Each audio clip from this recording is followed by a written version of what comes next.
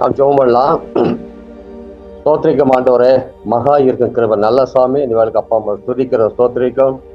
அருமையான ஆண்டவரை நீர் பேச நாங்கள் கேட்க வேண்டும். ஆண்டவரே, இந்த கால வேளையில் ஜூம் மீட்டில் அமர்ந்திருக்க ஒவ்வொரு தேவ பிள்ளையும் தேவனை கண்ணோக்கி பார்க்கும்படி செபிக்கிறோம். அடியான மறுத்து ஆவியானவர் நீர் பேசும். துதிகான மகிமை உமக்கு செலுத்துகிறோம். இயேசுக்கு தாம் செபிக்கிறோம் எங்க நல்ல பிதாவே, ஆமென். கர்த்தருடைய பரிசுத்த நாமத்துக்கு தோத்திரம் உண்டாவதாக. இந்த நாட்களிலும் கூட நாம் அநேக தேவ பணியை செய்த மிஷினரிகளை பற்றி, அவருடைய தியாகங்களை பற்றி நாம் தியானித்துக் கொண்டிருக்கிறோம்.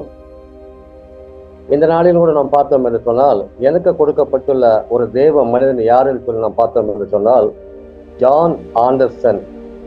அவருடைய பிறப்பு என்னன்னு பார்த்தோம் என்று சொன்னால், 1805 அவர் பிறந்தார்.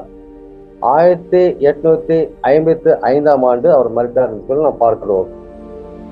அதனால இந்த நாளில் வேத பகுதி என்னன்னு சொல்லி பார்த்தோம் என்று சொன்னால், தப்பிப்பதற்கான ரகசிய அறிகுறி. அதாவது 1 சாமுவேல்ல 20ஆம் அதிகாரம் வசனம் 24 41 வசனங்கள். அதாவது இங்க யாரை கொடுக்கப்பட்டுள்ளது சொல்லி பார்த்தோம் என்று சொன்னால், இந்த அதிகாரத்துல யாரை கொடுக்கப்பட்டுள்ளது நம்ம பார்த்தோம் என்று சொன்னால், சவுல் ராஜாவை பற்றியும் தாவீதை பற்றியும் சவுளுடைய மகனாகிய யோனாத்தானை பற்றியும். இது தப்பிப்பதற்கான ரகசியம் சொல்லி நம்ம பார்க்கிறோம். அதாவது தாவீதை எப்படியாவது சவுல் கொல்ல வேண்டும் என்று அவன் பிளான் பண்றான். ஆனா சவுளுடைய மகனே யோனாத்தான் தாவீதுக்கு உதவி செய்யறான். அப்ப கேட்கிற தாவீது ராஜா அந்த இடத்துல கேட்கிறாரு, ஏடா நேற்று அமாவாசை, நேற்று நம்ம எல்லாம் உட்காந்து சாப்பிட்டா அந்த இடம் காலியா இருக்குது, தாவீது எங்கன்னு கேட்கிறாரு. இன்னைக்கும் வரல, 2ஆம் நாள் ஆச்சு, இன்னைக்கும் வரலன்னு சொல்லும் போது அப்ப அவர் சொல்றாரு, அவருடைய மகன் யோனாத்தான் சொல்றாரு, அப்பா அதெல்லாம் பெத்லகேம் போறேன்னாங்க, அவங்க சொந்தக்காரெல்லாம் போறாங்களாம், அதுக்கு அவரும் போறேன்னு சொல்லி என்கிட்ட கேட்டாருப்பா, என் பர்மிஷனை கேட்டுதான் அவர் போனாரு அப்படின்னு சொன்ன உடனே அந்த ராஜாவுக்கு தன் மகன் மேலே கோபம் உருவாகுது. அதே மாதிரி எப்படின்னா, பைபிள் நமக்கு தெளிவா சொல்லுது. மத்தேயு 10ஆம் அதிகாரம் வசனம் 35-36 அவன் வீட்டாரே அவனுக்கு செத்துருவன்னு சொல்லுது. அப்போ இந்த குடும்பத்துல இந்த யோனாத்தான் நல்ல காரியங்களை செய்வதாக காணப்படுறான். என்ன தப்பு பண்ணிட்டான் தாவீது, என்ன தப்பு பண்ணிட்டான், ஏன் நீ அவனை அப்படி பகைக்கிற, ஏன் அவனை அப்படி விரோதிக்கிற அப்படி என்று சொல்லி தன்னுடைய தகப்பனார் இடத்துல அவன் சொல்லுவதை நாம் பார்க்கிறோம். இதுதான் அதனுடைய ரகசியம். 2வது நாம் பார்த்தோம் சொல்ல, இன்னைக்கு நம்மளுடைய வேத வாசிப்பு என்னன்னு பாத்தீங்கன்னா, சங்கீதம் 13 வசனம் 1 16ஆம் சங்கீதம் 11 வரலும் இந்த நாள் நம்ம வேத வாசிப்பு.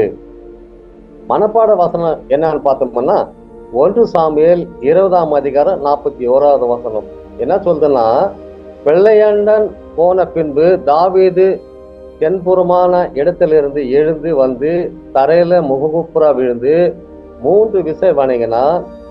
அவர்கள் ஒருவரை முத்தம் செய்து அழுதார்கள். தாவீது மிகவும் அழுதான்னு சொல்லி இன்னைக்கு நமக்கு மனப்பாட வசனம். அப்போ இன்னைக்கு நம்ம தியானிக்க ஒரு தேவ மனிதன் யாரு என்று பார்த்தோம்னு சொன்னால், ஜான் ஆண்டர்சனை பத்தி தான் நம்ம தியானிக்க போகிறோம். அவர் 1805 ஸ்காட்லாந்துல பிறந்தார். இந்த ஜான் ஆண்டர்சன் என்ன பாத்தீங்கன்னா, உறுதியான கிறிஸ்துவ மேல நம்பிக்கையில் வளர்ந்தார். அவர் உறுதியாக இருந்தார். 2வது நம்பிக்கையில வளர்ந்தார். மற்றவர்களுக்கு ஊழியம் செய்ய வாஞ்சியோடு இருந்தார். தன் இறையியல் படிப்பை முடித்த பின்பு தேவ ஊழியம் அழைப்பு பெற்றார். அதாவது வேதாகம கல்லூரி பைபிள் காலேஜை முடித்த பிற்பாடு அவருடைய வாஞ்சை என்னன்னு பார்த்தோம்னா, நான் மற்றவர்களுக்கு சென்று நான் ஊழியம் செய்ய வேண்டும் என்று அவருக்கு ஒரு ஆசை உள்ள ஒரு மனிதனாக காணப்பட்டார். 1837 தான் இவர் ஸ்காட்லாந்து திருச்சபை ஊழியத்தில் பங்காக இந்தியா ஆண்டர்சன் சுவிசேஷம் மற்ற முன்னேற்றத்துக்கான கருவியாக மக்களுக்கு கல்வி தேவை என்று உணர்ந்தார். இங்க பாருங்க, அவர் அயல்நாட்டு ஒரு மனிதனா இருந்தாலும் அவருடைய வாஞ்ச இந்தியாவில் நான் ஊழியம் செய்ய வேண்டும், அந்த மக்களுக்குரிய காரியங்கள் நான் செய்ய வேண்டும், அந்த மக்களுக்கு என்ன தேவை என்று நான் செய்ய வேண்டும், அவள் விசேஷமாக கல்வியை நான் கொடுக்க வேண்டும், அறிவை நான் கொடுக்க வேண்டும் என்று அப்படிப்பட்ட ஒரு வாஞ்சியுள்ள ஒரு மனிதனாக காணப்பட்டார். தேவை உள்ள மனிதர்களுக்கு தேடி சென்று காரியங்களை செய்வர்களாக காணப்பட்டார். இன்னைக்கு இது நம்முடைய வாழ்க்கையில் நாம் பார்க்கும்போது கூட தேவை உள்ள மனிதர்களை நாமும் நம்முடைய ஸ்தாபனமும் சென்று தேவைகளை அவர்களுக்கு சந்தித்து அவருடைய தேவைகளை அறிந்து சேவை செய்யறவர்களாக இன்னைக்கு நம்முடைய கல்வாரி சாப்பலுடைய ஸ்தாபனம் இப்படியாக தான் செய்கிறது. ரெண்டாவது நம்முடைய காரியத்தை நம்ம பார்க்கும் போது அவர் 18ஆம் நூற்றாண்டுல சுவிசேஷத்தை அறிவிக்க மட்டுமின்றி குறிப்பிடத்தக்க பல சமூக சீர்திருத்தங்கள் மூலமாக புதிய விடியல் கொண்டு வருவதற்கு இந்தியாவிற்கு பல மிஷினரிகள் வந்தார்கள். அவர்களுக்குள் ஸ்காட்லாந்து திருச்சபையிலிருந்து வந்த மிஷினரியான ஜான் ஆண்டர்சன் கிறிஸ்தவ கல்லூரியை நிறுவியதன் மூலம் தென்னிந்தியா உயர்கல்வியை கொண்டு வந்த முன்னோடியாக இருந்தார். இவரும் ஒரு நம்முடைய இந்தியா பகுதிக்கு வந்து ஊழியர் செய்ய வேண்டும், இங்கேயும் நம்ம ஒரு பைபிள் காலேஜ் ஆரம்பிக்க வேண்டும், அநேகருக்கு வந்து தேவ சத்தியத்தை நாம் கொடுக்க வேண்டும் அப்படி என்று அவர் ஒரு வாஞ்சியுள்ள ஒரு மனிதனாக காணப்பட்டார். அநேகருக்கு வந்து இந்த சுவிசேஷம் செல்ல வேண்டும், அதுக்கு நான் என்னவெல்லாம் செய்யணும்னு சொல்லி அவர் முழு மூச்சாக அவர் காணப்பட்டார். அவர் தன் சக மிஷினரிகளை அலெக்சாண்டர் டாப்பின் ஊழியத்தால் ஈர்க்கப்பட்டாராம். அதாவது வந்து ஆண்டர்சன் வாழ்வின் அஸ்திபாரமான வேதாகம உண்மைகளை ஆங்கில கல்வியை நிலநாட்ட வலியுறுத்தினாராம். அதாவது வந்து மாணவர்கள் பெற்றோர்கள் சிலர் வேதாகம பாடங்கள் ஆங்கில கல்வி முறைப்படியிலிருந்து விலக்க சொல்லி கேட்ட போது அது வந்து எங்களுக்கு நாங்கள் தெளிவா சொல்லுங்கன்னு கேட்ட போது அதை வலுவாக எதிர்த்து உண்மையான மனமாற்றத்துக்கு தேவையான, அதாவது ஒரு மனுஷன் எப்படி மனமாற வேண்டும் அதற்குரிய காரியங்களை கர்த்தருடைய வார்த்தை என்பது உறுதியாக நம்பினார். கடுமையான எதிர்ப்புகளையும் சந்தித்த போதும் பல மாணவர்களை கிறிஸ்துவ விசுவாசத்தில் வழி நடத்தினார் சொல்ல பார்க்கிறோம். அப்போ எதிர்ப்புகள் இருந்தது வந்து கொண்டுதான் இருக்கிறது. அந்த எதிர்ப்புகளின் மத்தியிலையும் அவரு நம்பிக்கை உள்ளவராக பல மாணவர்களை தேர்ந்தெடுத்து எப்படியாவது சுவிசேஷம் பரவ வேண்டும், விசுவாசத்துல உறுதியாக இருக்க வேண்டும் சொல்லி வழி நடத்தினவராக காணப்பட்டார். இன்னைக்கு நம்முடைய கல்வாரியுடைய ஸ்தாபனத்துல அநேக இடங்கள்ல பைபிள் காலேஜ் நடந்து கொண்டு இருக்கிறது. அநேக இடங்கள்ல அநேக வாலிபர்களை தேர்ந்தெடுத்து விசுவாசத்துல அநேக தேவ பிள்ளைகளை வந்து வழி நடத்தி கொண்டுதான் இருக்கிறாங்க. இன்னைக்கு நம்முடைய வாழ்க்கையில் நாம் பார்க்கும் போது கூட இந்த ஜான் ஆண்டர்சனை போல அப்படிப்பட்ட வைராக்கியம் நமக்கு வர வேண்டும். இன்னைக்கும் கூட என்ன இருக்குதுன்னா, ஆழமாக வேறு இருந்த சமூகம் மற்றும் சாதி, அதாவது ஏற்றத்தாழ்வுகள் இன்னைக்கும் இருக்குது. இந்த சமூகம் ஒதுக்கப்படுது, ஜாதி ஒதுக்கப்படுது, ஏற்றத்தாழ்வுகள் இருக்குது, பெண்கள் கல்வி கற்றக்கூடாது அப்படின்ற காரியங்கள்லாம் அந்த காலத்துல இருந்தது. அது இப்பயும் கூட தான் இருக்குது. ஏற்றத்தாழ்வு இருக்குது, சமுதாயத்துல ஒதுக்கப்படுறாங்க, ஜாதியை பற்றி பேசுறாங்க. இப்பேற்பட்ட காரியங்கள்லாம் இருக்கக்கூடாது அப்படி என்று ஞானமான காரியங்களை, கர்த்தருடைய காரியங்களை பரப்புவதற்கு அவரு நோடவ் ஹெல்ட்வார்ட் என்ற மதிப்பிட்ட வெளியிட்டார். இன்று சென்னையில் உள்ள ஆண்டர்சன் திருச்சபை அவர் தம் அழிய மரபுக்கு சாட்சியாக நின்று அவருடைய ஊழியத்தை தொடர விடுகிறது சொல்ல பார்க்கிறோம். இன்னைக்கும் கூட இப்படிப்பட்ட காரியங்கள் இங்க நமக்கு இருக்குது. இன்னைக்கும் கூட இப்படிப்பட்ட காரியங்கள் நடந்து கொண்டுதான் இருக்கிறது. ஆனா கர்த்தருடைய பிள்ளைகளிடத்துல இப்படிப்பட்ட காரியங்களை நாம் சமூக ரீதியாக சென்று தாழ்வுகளை நாம மாற்றி கொண்டு வரணும்னா ஒரு தேவ பிள்ளைகளால் தான் இதை முடியுது. இன்னைக்கும் இருக்கிறது. இன்னைக்கு இந்த ஜாதியை பத்தி பேசுறாங்க, சமூகத்துல ஒதுக்குறாங்க, நீங்க இப்பேற்பட்டவங்க சொல்றாங்க. ஆனா அப்பேற்பட்ட மக்கள் மத்தியில இது இருக்கக்கூடாது, எல்லாரும் மனிதர்கள் தான் அப்படி என்று அவருக்கு வந்து ஒரு உறுதியான ஒரு விசுவாசம், ஒரு நம்பிக்கை இருந்தது. இந்த நாட்களில் கூட நம்முடைய வாழ்க்கையில நாம் யோசித்து நாம் பார்க்க வேண்டும். இன்னைக்கு நம்மையும் பல நேரங்கள்ல ஒரு காலத்துல இப்படியாக தான் நம்முடைய மத்தியிலையும் கூட இந்த ஏற்றத்தாழ்வுகள் இருந்தது, ஜாதிகள் இருந்தது. ஆனா இன்னைக்கும் இருக்குது. இன்னைக்கு இல்லை நான் சொல்லல, இன்னைக்கு பல இடங்கள்ல இத நடந்து கொண்டுதான் இருக்கிறது. சமீபத்துல நீங்க பாத்தீங்கன்னு சொன்னா ஆந்திரா பகுதியில ஒரு இடத்துல ஒதுக்கி வச்சிட்டாங்க. நீங்க தாழ்த்தப்பட்ட சமுதாயத்துக்கு நாங்க உங்களுக்கு எதுவுமே நாங்க கொடுக்க மாட்டோம், எங்களுடைய கடையில் உள்ள பொருட்கள் எங்க இடத்துல நீங்க வரக்கூடாது, உங்க இடத்துக்கு நாங்க போகக்கூடாது, எங்க ஹோட்டல வந்து நீங்க டீ குடிக்கக்கூடாது. இன்னைக்கு இப்போ நடந்து கொண்டு இந்த 2025ஆம் வருடத்துல இந்த மே மாதம் இப்ப நடந்து கொண்டு இருக்கிற காரியம். இன்னைக்கும் ஒதுக்கப்பட்டாங்க, நீங்க வந்து தாழ்த்தப்பட்டங்க, உங்களுக்கு நாங்க இதெல்லாம் கொடுக்க மாட்டோம், எங்களுடைய சமாதானமா நீங்க வரக்கூடாது அப்படி என்று சொல்லி இன்னைக்கும் இது நடந்து கொண்டுதான் இருக்குது. ஆனா இதனால பல தேவ பிள்ளைகள் தியாகங்கள் செய்து, உயிர் தியாகங்களை செய்து அநேகருக்கு சமுதாயத்துல ஒதுக்கப்பட்டவங்களை கொண்டு சீர்திருத்தம், அதாவது அவங்களை எப்படி மாற்ற வேண்டும், அவர்களும் மனிதர்கள் தான் அப்படி என்று சொல்லி உணர்த்தி காரியங்களை செய்வர்களா காணப்படுகிறது. அதனால பிரியமானவர்களை, இந்த கால நேரத்திலும் கூட இந்த ஜான் ஆண்டர்சனுடைய வாழ்க்கையில நமக்கு ஒரு மாதிரியாக நாம் எடுத்துக்கொள்ள வேண்டும். நமக்கு கூட பிரச்சனைகள் வரும், நமக்கு கூட போராட்டங்கள் வரும், நமக்கு இந்த எதிர்ப்புகள் வரும். ஆனா உறுதியாக நாம் இருக்க வேண்டும். நம்முடைய விசுவாசம் நம்ம சோர்ந்து போகக்கூடாது. கடந்த நாட்களில நம்ம தலைமை போதகர் 11ஆம் தேதி பைபிள் சேர்ல பல காரியங்களை சொன்னாரு.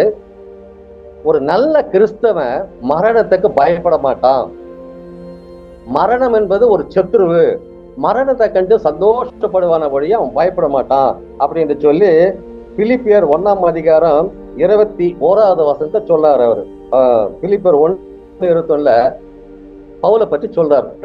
சாவு எனக்கு ஆதாயம் அப்படின்னு சொல்லி ஒரு தேவ ஊழியக்காரரை பற்றி கூட அங்க சொன்னாரு. அந்த தேவ ஊழியர் யாருன்னா நம்முடைய கல்வாச்சாப்புல எடிசனுடைய பாஸ்டர் பத்தி சொன்னாரு. அவர் போன் போட்டு சொன்னாரா, ஆனா எங்க பக்கத்துல தான் அங்க குண்டு விழுந்துச்சு, எங்களுக்கு கரண்ட் இல்லை, வசதி இல்லை, இப்படியெல்லாம் இங்க இருக்குது அப்படின்னு சொல்லி அதுக்காக ஜெபம் பண்ணுங்க அப்படின்னு சொல்லும் போது, அப்ப தலைவர் போதக சொன்னாரா, தம்பி ஏன் நீங்க அவ்வளவு கஷ்டப்படுறீங்க, நீங்க என்ன செய்யுங்க, வந்துருங்க, இந்த பக்கம் வந்துருங்கன்னு கூப்பிட்டு இருக்காரு.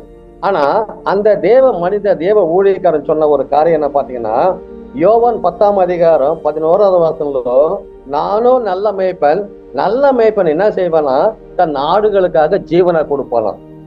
அப்போ அந்த பாஸ்டர் ரிட்டர்ன் சொல்லியிருக்க ஒரு காரியம் என்னன்னு பாத்தீங்கன்னா, நான் செத்தாலும் சாவரண ஒழிய நான் நம்ம ஊர் பக்கம் வரமாட்டேன், நான் இங்கேதான் என் மக்களோடு கூட இருப்பேன் அப்படின்னு சொல்லி அந்த தேவ மனிதன் சொன்ன காரியத்தை அண்ணன் கடந்த நாட்கள்ல சொன்னாரு. அப்போ பாருங்க, இதுல இருந்து நமக்கு என்ன தெரியுதுன்னா, நம்முடைய கல்வாஸ்தாபனத்துல இருக்கிற ஊழியர்கள் அத்தனை பேருமே அநேக மக்களுக்கு சென்று துணிகரமாக தேவ ஊழியத்தை பரப்ப வேண்டும். நான் என்ன ஆனாலும் பரவாயில்ல, எங்க குடும்பம் என்ன ஆனாலும் பரவாயில்ல, நாங்க தேவனுக்காக நிலநாட்ட வேண்டும், நாங்க எங்களை பற்றி நாங்க யோசிக்க மாட்டோம் அப்படி என்று சொல்லி அநேக தேவ ஊழியர்கள் தேவ பணியை செய்து கொண்டிருக்கிறோம். நம்ம யாருமே நம்முடைய ஊழியத்துல யாருமே நம்ம குறை சொல்ல முடியாது. அந்த அளவுக்கு இன்னைக்கு நம்முடைய கல்வா திருச்சபை ஊழியம் ஓடிக்கொண்டே இருக்கிறது. காரணம் என்னன்னா, இதுதான் விசுவாசம். இதனுடைய பவுண்டேஷன் முதல்ல கடகால், அந்த பவுண்டேஷன் சரியா இருந்தாதான் மேல நம்ம அபார்ட்மெண்ட் கட்ட முடியும். அதான் இங்க ஜான் ஆண்டர்சன் செஞ்ச காரியம் என்னன்னா, இந்த ஜாதி வெறி இருக்கக்கூடாது, இந்த சமூகத்துல ஏற்றத்தாழ்வு இருக்கக்கூடாது, எல்லாம் சமமா இருக்கணும்னு சொல்லிட்டு அவருக்கு ஒரு வைராகியம் கொண்டவராக காணப்பட்டார். அவர் அயல் நாட்டிலிருந்து இந்தியாவில் ஊழியம் செஞ்சார். இந்தியாவுக்காக ஒரு வைராகியம் உள்ள மனிதனாக அநேக மக்களை தேவ சமூகத்துக்கு வழிநடத்த வேண்டும், அவர்களுக்கு அறிவை கொடுக்க வேண்டும், அவருடைய தேவைகளை கொடுக்க வேண்டும் அப்படின்னு சொல்லிதான் அநேக காரியங்களை அவர் செய்தார். இன்னைக்கு நம்முடைய ஸ்தாபனத்துல இதை தான் நம்ம பின்பற்றி நாம் செஞ்சு கொண்டேதான் இருக்கிறோம். பல நாட்கள் அண்ணன் பைபிள் சேனல்ல ஒரு காரியம் சொன்னாரு. எஸ்தர் சரித்திரத்தை பற்றி அவர் விளக்கி சொன்னாரு. அந்த எஸ்தர் சரித்திரத்தை அவர் சொன்ன போது ஒரு 3 பேரை குறித்து சொன்னாரு. 3 பேர் யாருன்னா, மொர்தேக்காய், 2வது ஆமான், 3வது எஸ்தர். இவங்க 3 பேரை பத்தி சொல்லி அங்க எஸ்தரை பத்தி ஒரு காரியம் சொல்றாரு. என்ன சொல்றாரு, எஸ்தரம்மா சொல்லி அனுப்புறாங்களா, நான் செத்தாலும் சாகுறேன், ஆனா எனக்காக நீங்க என்ன பண்ணுங்க, 3 நாள் நீங்க ஜெபம் பண்ணுங்க அப்படின்னு சொல்லி அங்க சொல்லுவதை நான் பாக்குறோம். அப்போ மொர்தேக்காயுடைய வார்த்தை அவங்க கேட்கறாங்க. அப்ப அவர் சொல்றாரு, உனக்கு ராஜ்யமே கிடைச்சிட்டு நீ சும்மா உக்காந்துடாத, இந்த நேரத்துல இது உனக்கு நல்ல அவகாசம், ராஜா கிட்ட பேசுறதுக்கு தான் ஒருவேளை ஆண்டவர் உன்னை அரண்மனை கொண்டு வந்திருக்கலாம்.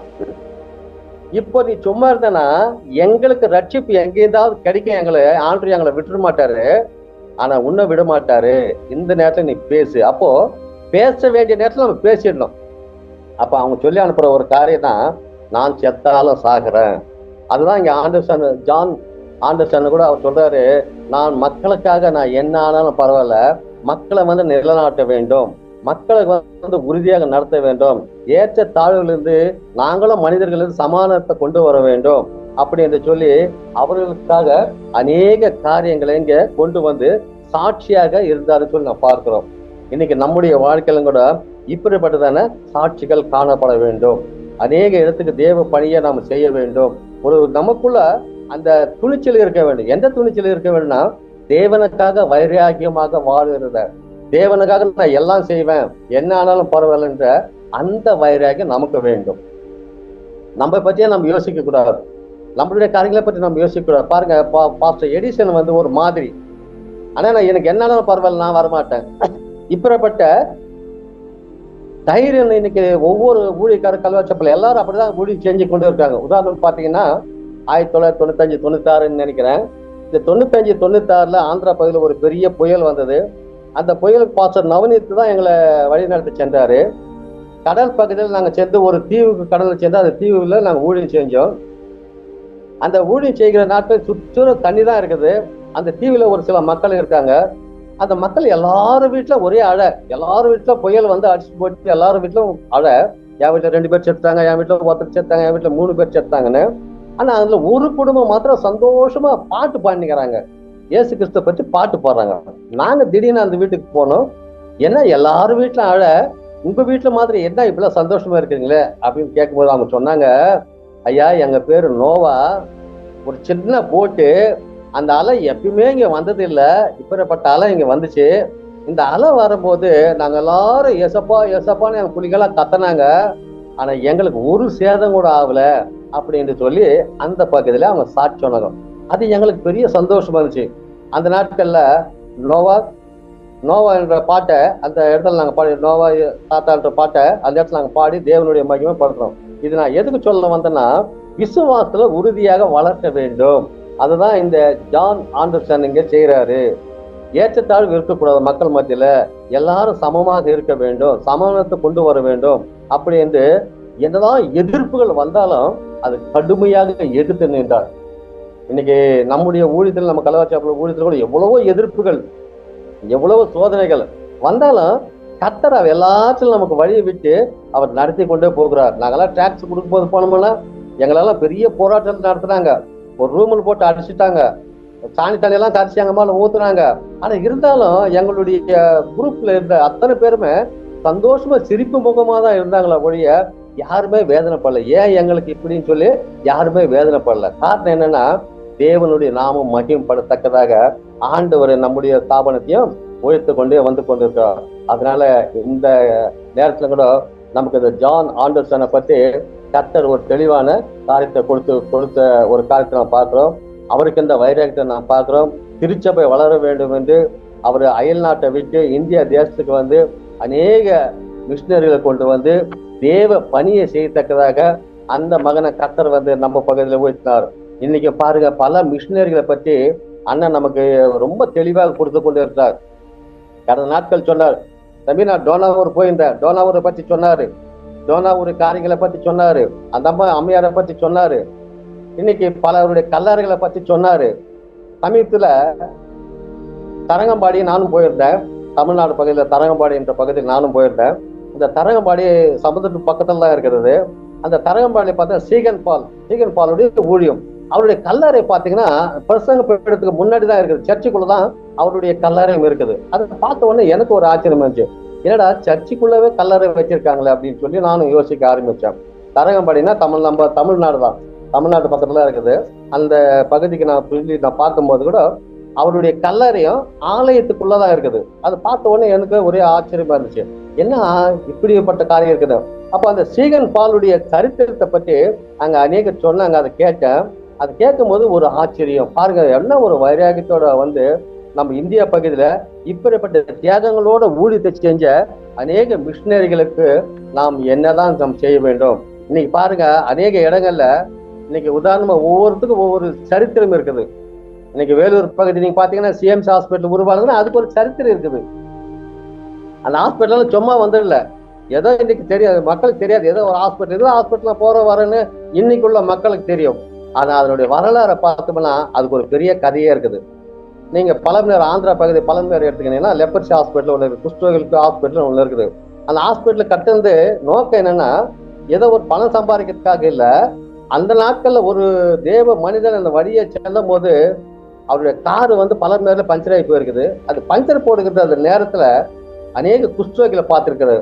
அந்த குஷ்டரோகிகளை பார்க்கும்போது அவருக்குள்ள ஒரு ஆச்சரியம் வந்து, இந்த இடத்துல நம்ம ஒரு ஹாஸ்பிட்டல் கட்டினா என்ன அப்படின்னு சொல்லி கட்டின அந்த ஹாஸ்பிட்டல் தான் இன்னைக்கு பழம்பெயர்ல இருக்கிற ஒரு ஹாஸ்பிட்டல். இன்னைக்கு ஒவ்வொன்றுக்கும் ஒரு சரித்திரம் வந்து ஒன்று இருக்கிறது. அதே மாதிரி தான் இன்னைக்கு ஜான் ஆண்டர்சன் பற்றி அவரும் ஒரு சரித்திரம் உள்ள ஒரு மனிதனாக காணப்படுகிறார். அவருடைய பிறப்பு 1805 பிறந்து 1855 அவர் மரித்தார் என்று சொல்லி நாம் பார்க்கிறோம். அதனால இந்த நாட்கள்ல நம்முடைய வாழ்க்கையில கூட நாம் தேவன் மீது உறுதியாக நாம் இருக்க வேண்டும், நம்பிக்கையாக இருக்க வேண்டும்.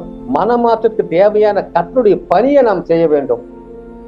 ஒருத்தர் மனமாறும் என்றா அது மனமாறத்துக்குரிய வேலையை நாம் செய்ய வேண்டும். இதுக்கு எல்லாரும் சர்ச்சைக்குவானாக்கா யாரும் சர்ச்சைக்கு வரமாட்டாங்க.